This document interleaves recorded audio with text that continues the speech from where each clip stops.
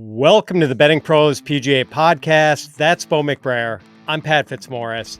What a fun Open Championship we just saw at Royal Troon. Bo and I are going to talk about it, share some of our takeaways, then we will give you a vigorous betting preview of this week's PGA Tour event, the 3M Open in Minnesota, and we will give you our one and done picks for the week at the end of the show.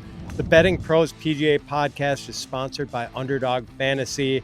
Underdog is the place to go for best ball fantasy football contests, but you might not have known that Underdog has fantasy golf contests too. Visit underdogfantasy.com or find Underdog in the App Store, and don't forget to register with the promo code BPGolf to get your special pick and to get a first-time deposit offer of up to $250 in bonus cash. More on Underdog and its golf contest a little later in the show. Xander Schauffele wins his second major of the year, capturing the Claret Jug at Royal Troon and earning the Champion Golfer of the Year title. Schauffele also won the PGA Championship in May. He's the first player to win multiple majors in a season since 2018 when Brooks Koepka won the U.S. Open and the PGA. Schauffele's bogey-free 65 on Sunday propelled him to victory. He finished 9 under par, 2 shots better than Justin Rose and Billy Horschel. We didn't get a dramatic finish. Schauffele took control of the tournament on Sunday with birdies on 11, 13, and 14. And over the last few holes, it was just a matter of staying out of the pot bunkers and the gorse bushes. An especially impressive birdie at number 11 for Schauffele, the railway hole, which was just a bear throughout the week, and especially on Sunday. Schauffele hits an approach from the left rough to about 2.5 feet and drops the putt. Big gainer on the field with that birdie. This was, despite the lack of late drama, this was still a wildly entertaining Open Championship. We got the perfect amount of wind, enough to really test the players, but not so much as to make the course unplayable. We got a little bit of rain, especially on Saturday afternoon. We had an eventful moving day on Saturday with the early leader, Shane Lowry, falling back to the pack. Players such as Russell Henley making big moves to get into contention. And for much of the day on Sunday, we had up to about 10 players in contention with a realistic chance to win. That group included some stars like Schauffele and Scotty Scheffler, some golden oldies like Justin Rose and Adam Scott, and some heretofore anonymous European players like Daniel Brown and Thriston Lawrence. Disaster avoidance was critical at this year's Open. Schauffele only made 6 bogeys all week, and nothing worse than a bogey. Shane Lowry, on the other hand, he was cruising on Saturday until he came to the dreaded postage stamp, the par 3 8th hole, one of the best short par 3s in the world. Lowry pulled his tee shot into the coffin bunker left of the green. Rest in peace. Yes, it was. Had forced to play his bunker shot toward the back of the green, hit it into the rough, chipped on, missed his bogey putt, walked away with a 5. That seemed to take the wind out of Lowry's sails. He wound up shooting 40 on the back 9 to lose his lead. Royal Troon, just a terrific venue. Such a great example of links golf, and I wish we could see more of that style of golf throughout the year, Bo. The cut line was +6. The lead going into Sunday was -4. So tough scoring conditions. Troon presented players with a stern challenge, and it was Xander Schauffele who rose to the occasion. And by the way, I want to give a big raspberry to Shane Lowry and Tyrrell Hatton, who both complained about the setup at Troon, particularly about the tees. Flawless. Yeah, and they complained about the tees not being moved up on some of the holes that were playing into the wind. I would expect that sort of thing from Hatton, who is a chronic malcontent and sourpuss, but really disappointed to hear it from Lowry, who's normally one of the best foul weather players in the world. Lowry complained that he had to hit driver on one of the closing holes Saturday. I mean, yeah, that's tough, Shane, but guess what? Every player in the field is playing the same conditions. Yeah, you're not playing against par. You're playing against the field. And this is the Shane Lowry who won the 2019 Open Championship in very conditions. Inclement Sunday weather at Royal Portrush. Yeah. So this time he didn't handle the wind and rain very well. Don't cry about the course setup. Shut up, Shane. Right. Enough of my ranting, Bo. Your takeaways and reflections from the Open Championship. For me, it was a little bit of being too early on certain guys like Tristan Lawrence. I was on at the Scottish Open and he didn't play well at all, and he comes out and finishes 4th at the Open Championship. That's a name on the DP World Tour that's going to make some noise in the next couple of years. I was not expecting him to really come and rise like that, but he had a really impressive Saturday round of 65 that put him in contention. The weather was the story, and it wasn't the way I expected it to be the story. The wind kicked up on Thursday and Friday, but it was a reverse wind. It wasn't the prevailing wind that everybody was training for. And so the heaven, purgatory, hell was inverted to where those easy heaven holes were the hard ones the first 2 days. And then on Saturday, the rain just made the whole course play really long. And especially on that back nine where we actually did get the prevailing wind on top of the rain on Saturday. And that was what Shane was upset about it, because he's not a long hitter. And a lot of these guys didn't bother Scotty Scheffler hitting a 3-wood into the 17th to 3 feet, which was one of the most marvelous shots I've ever seen. Unbelievable shot there. It's just, golf is not fair. And at a course like Royal Troon, you're going to get a lot of weird bounces. You're going to get a lot of bad breaks. But Shane got a lot of good breaks. Even when the weather was more favorable to him, he actually played better when the weather was crappy on the first 2 days. And then when it started to slow down on Saturday from the rain, that's when he really felt like he was at a big disadvantage. So I don't fault him for wishing they had moved up the tees when the rain was in the forecast. But it's the same for everybody. Everybody's playing the same golf course. And the fact that Sungjae Im's 7th place was what kept me from getting skunked was unbelievable. That was not what I expected. 10 of the top 20 golfers in the world missed the cut here. Cameron Smith missed the cut. Rory McIlroy was almost dead last out of nowhere. I mean, he finished 5th last time the Open was at Royal Troon. He coming in red hot, played like garbage. Looked like he didn't even want to be there. Cameron Smith couldn't make a putt. When have you ever seen that? I know. It was a surprising week, but it was also, like you said, wildly entertaining. Even my one of my long shot guys to win and place was Sam Burns, and I was sitting really pretty until he shot 80 on Sunday and blew it all up in my face. He went from a 65 on Saturday to an 80 on Sunday. Yeah, and he went from me winning a lot of money to me winning very little. That's golf. Yes, it is. And we've got another tournament ahead, Bo. So it's time to get it back. We'll get to the 3M Open in just a minute. But first, our friends at Underdog Fantasy are letting you make picks on your favorite golfers all season long. Just pick higher or lower on selected stats for 2 to 5 golfers. And you can win up to 20 times your money in a single day. You can also make rivals picks where you choose, for example, which of 2 golfers will shoot a better score in a round. Golf picks can be combined with player stats from other sports too. Go sign up at Underdog Fantasy with the promo code BPGolf to claim your special pick and to get a first-time deposit offer of up to $250 in bonus cash. After 2 weeks of Scottish golf, we are back to the States this week. The Upper Midwest for the 3M Open. The tournament will be played at TPC Twin Cities in Blaine, Minnesota, a 7,431-yard par 71. No, TPC Twin Cities will not play as hard as Royal Troon, but it's not a complete pushover either. Really interesting course.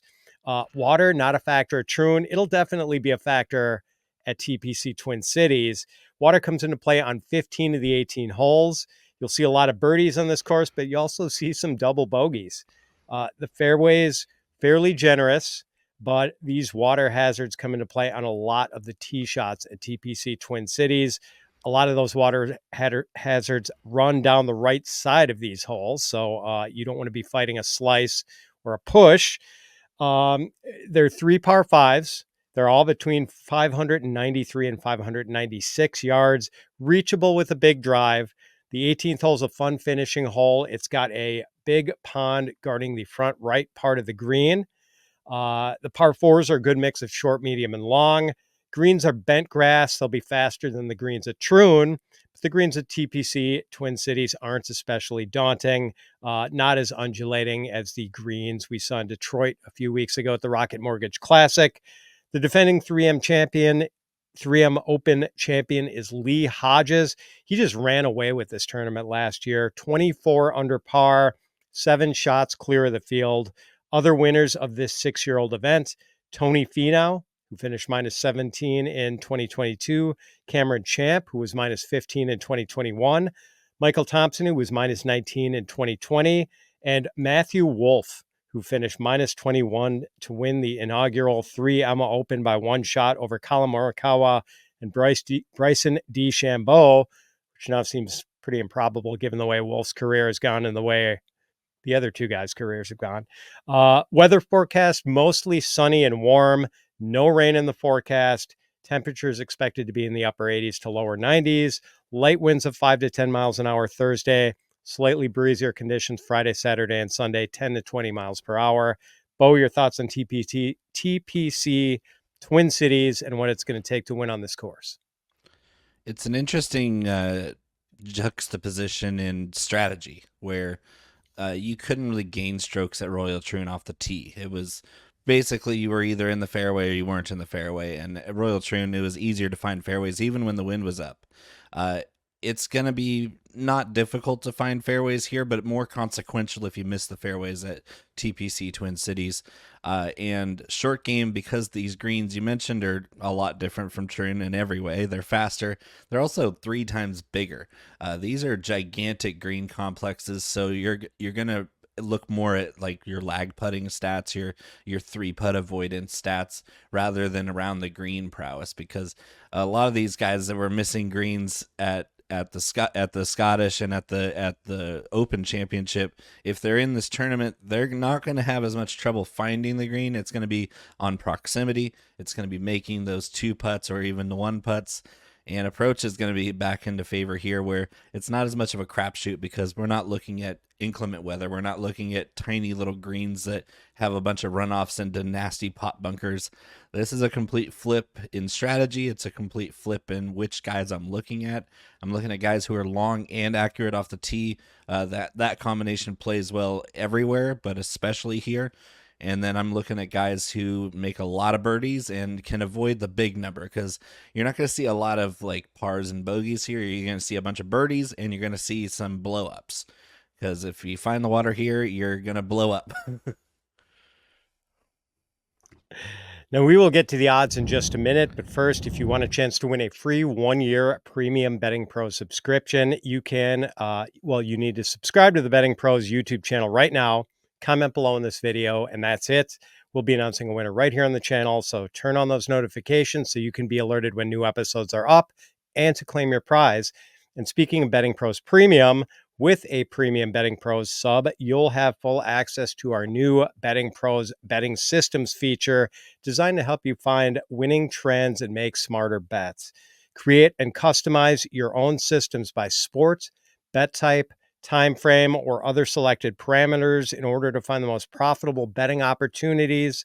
Not only can you make your own systems, you can follow other users' systems to track profitability and to tail upcoming bets on MLB, NBA, NFL, and college football. Download and use the Betting Pros app today to find profitable betting systems. Let's get to the odds for the 3M Open, all odds courtesy of DraftKings as of Monday afternoon. It's no surprise a lot of the top players are sitting this one out the week after the Open Championship, but the FedEx Cup playoffs coming up quickly, and a lot of the players on the top 75 bubble are in the field, not surprisingly. Past champion Tony Finau is the favorite at 10-1. Sam Burns is plus 1,800. Sahith Theegala plus 2,000. Akshay Bhatia plus 2,200, Luke Clanton plus 2,800. At plus 3,000, we have a group that includes Billy Horschel, Keith Mitchell, newly minted Ryder Cup captain Keegan Bradley, and Tom Hoge. JT Poston and Taylor Pendrith are plus 3,500. At plus 4,000 are Adam Hadwin, Maverick McNeely, Eric Van Rooyen, and Cam Davis. Patrick Rogers and Nick Dunlap are plus 4,500, and at plus 5,000, Sam Stevens, Austin Eckroat, Michael Thorbjornsen, Kurt Kitayama, Justin Rose, and Emiliano Grillo. Anyone you like from this group, Bo? So right off the top, Tony Finau plus 1,100 as of Monday afternoon. Great fit here. Won 2 years ago. Great driver of the golf ball. Great on approach and a streaky putter that can really pay off here. I think Tony Finau plus 1,100 favored is where I'm going to start. I'm going to get aggressive there because I find that I'm getting down the slip with a lot of guys with longer odds that I can do smaller bets on. But I'm going to get aggressive with Tony Finau this week because I have a feeling he's going to be a little upset that he missed the cut at the Open Championship. But this is more of his speed. He got to get home a little earlier in the week than the rest of the field. So I do think Tony Finau should win this tournament with the field strength as it is. But if he doesn't, I have some other guys that are farther down here, including the amateur Luke Clanton, plus 2,800 for him the way he's playing. That's insanely long. I think that he's got all the chops to win this kind of event. And then I'm going to go down to Nick Dunlap at 45-1. He just won last week at the Barracuda. Shout out NorCal. That's a great tournament for him to win. And then, of course, I got my other NorCal guy here, Kurt Kitayama, 50-1. The reason I bring him up is because he is 77th in the FedEx Cup standings, and he needs a good performance at the 3M in order to make the playoffs in a couple weeks. So I do think Kurt Kitayama, with his way he can drive the golf ball and get around these types of golf courses, he's going to be hungry to get into that top 70 and make the FedEx Cup playoffs. All right, let's talk about some of the other guys with really short odds.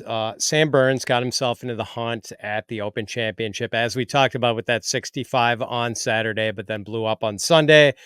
He finished ninth at the U.S. Open last month and was top 15 in his 2 tournaments before that. What do you think about him against the softer field? I don't hate it. It's a good pick. I don't know if the odds line up with how I'm modeling him this week. The course fit is okay. I'm just looking at a lot of young up-and-comers here that might be just in a hotter form and maybe hungrier to get a result here. There's a lot of guys in this field that really want to make either headway for their PGA Tour card next year or to get into the FedEx Cup playoffs. I'm putting a lot of stock in that motivation because some of these guys are quite literally playing for their careers and they're running out of time. They're running out of time with events that mean something. And so some of the tried and true veterans are going to do fine here, but I'm going to be looking at guys who are lesser known with longer odds that are going to pay off more because I think that they're hungrier. Yeah, Luke Clanton, as you mentioned, definitely hungry, and in his last 5 events, 2 runner-up finishes and 3 top 10s. So he's been good lately. Sahith Theegala, one of the bigger names in this field, but he's 0 for 3 in making the cut at TPC Twin Cities. Maybe this course just doesn't suit him. Akshay Bhatia making his 3M Open debut. He missed the cut at the Open Championship, but finished 5th at the Travelers last month and 2nd at the Rocket Mortgage Classic. I'm definitely intrigued by young Mr. Bhatia. Keith Mitchell has finished 5th in each of his last 2 3M Opens, but he's missed the cut in 3 of his last 4 events. I will say, though, Bo, Mitchell ranks 5th on tour in strokes gained tee to green. So he's somewhat intriguing. Billy Horschel, interesting. I like Billy on tough courses. I don't know this is where I want to back Billy, especially he might be a little drained after an eventful Open week for him, contended all the way down to the wire Sunday. Yeah. But, and he was 13th here last year. Wouldn't shock me if he contended, but I don't know if this is the right spot for him. JT. Oh, go ahead. No, I was just going to mention Horschel until he showed up at the Open and played well, had not been playing well all season, except for putting metrics. He's been pretty bad this season. So I don't know what kind of letdown he gets mentally, but he just hasn't been good at form this season. JT Poston, his putter does not let him down very often, and his last 3 finishes at this event, 28th, 11th, and 2nd. So he's interesting.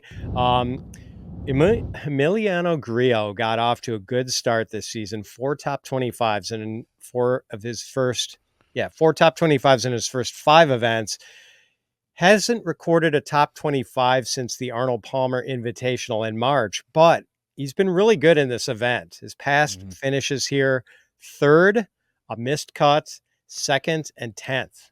So 3 top 10s and 4 starts at the 3M Open. All right, let's take a look at some of the mid-range options, Bo. At plus 5,500, we have Ben Griffin, Mac Meisner, Johnny Vegas, Harry Hall, and Chan Kim. At plus 6,000, Rico Hoey, Adam Svensson, Doug Ghim, and Mackenzie Hughes. Matt Wallace is plus 6,500. At plus 7,000, we have Bo Hostler, Andrew Novak, Max Gracerman, defending champ Lee Hodges, Jake Knapp, and Thriston Lawrence. At plus 7,500, Ben James, Patrick Fishburne, Neil Shipley, and Seamus Power. And at plus 8,000, Ryo Hisatsuni, Ben Silverman, and Taylor Moore. Does anyone from this group appeal to you? So you mentioned one guy in the earlier part that I'm getting longer odds on right at this moment. Michael Thorbjornsen is at 65 to 1 by my look. So I think if you're as low as 50 to 55, I'm okay with it. At 65, I'm all over that. Michael Thorbjornsen is another force to be reckoned with. Young talent, makes a ton of birdies, gains opportunities like nobody's business. He's been battling a cold putter since turning pro, but everywhere else I see, his approach metrics are great. His ball striking has been great.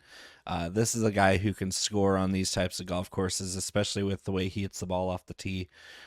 That's going to be somebody I'm looking forward to him making a lot of birdies and staying in contention at 65 to 1. And then going down to Neil Shipley, 75 to 1. This dude's good. He's just really good, and it's another course fit for him that's really nice. He's a great driver of the golf ball, and he's a great putter.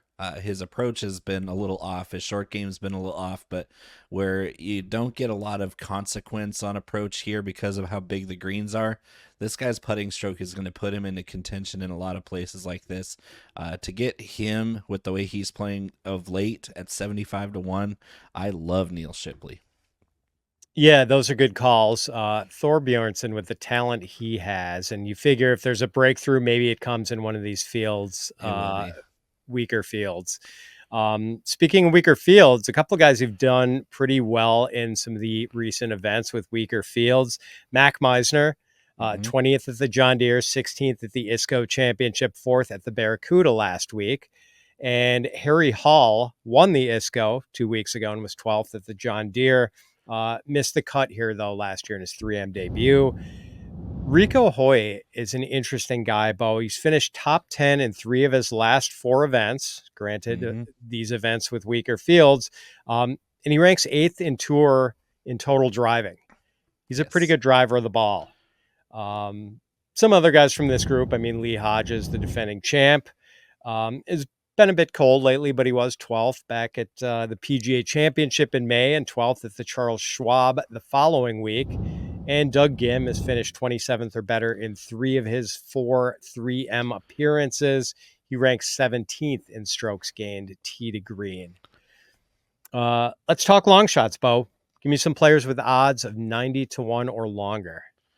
We're going back to the well with guys who hit the ball straight and far off the tee and can putt.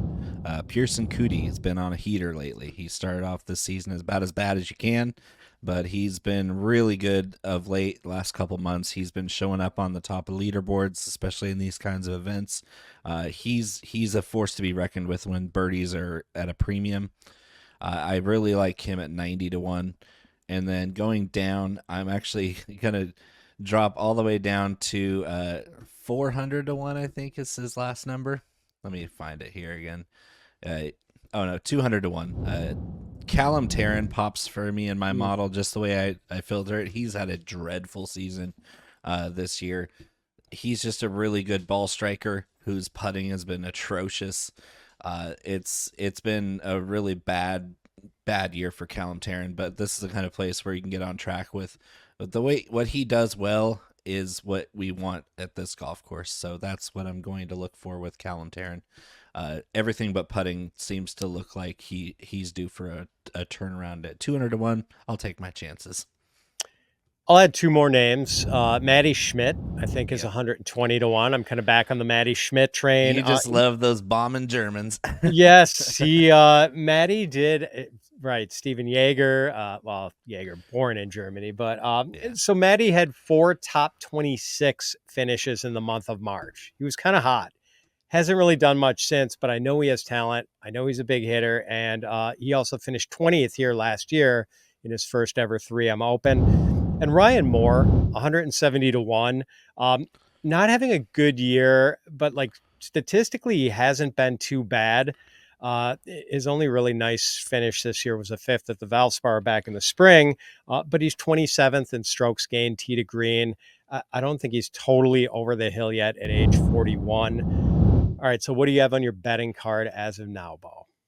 All right, so as of right now, I have Tony Finau at 11 to 1, Luke Clanton at 28, Nick Dunlap at 45, Kurt Kitayama at 50, Michael Thorbjornsen at 65, Neil Shipley at 75, Pierceson Coody at 90, and I'm throwing a little Callum Tarren out there at 200 to 1.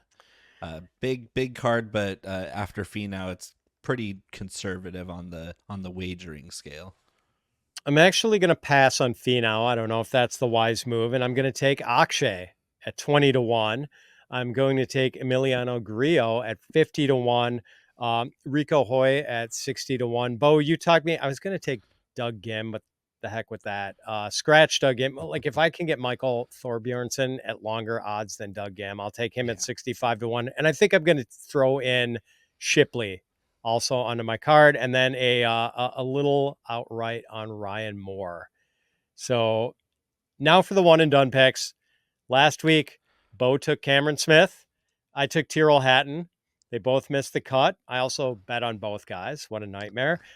So no blood in our one and done competition. Bo still leads by about 3.7 million. Your pick. You're up first this week, Bo, and I have a feeling I know what's coming here. Give it to me. Actually, I don't think you do. I'm going to take the amateur Luke Clanton. Oh, you're going with Luke Clanton. I thought you were busting out Tony Finau. Must be saving him for the playoff. I think I already used him. Oh, did you use Finau? Okay. That's what I was thinking, is that I used Finau somewhere, so I'm taking Luke Clanton. All right. I will take Akshay Bhatia. So I am all in on the young, slender Akshay Bhatia. And that's all for this week's show. Thank you to our sponsor, Underdog Fantasy. Sign up for Underdog with the promo code BPGolf to claim your special pick and to get a first-time deposit offer of up to $250 in bonus cash. And please come join Bo and I next week for a very special episode when we will be previewing the Olympic golf competition from France. Until then, so long, everyone.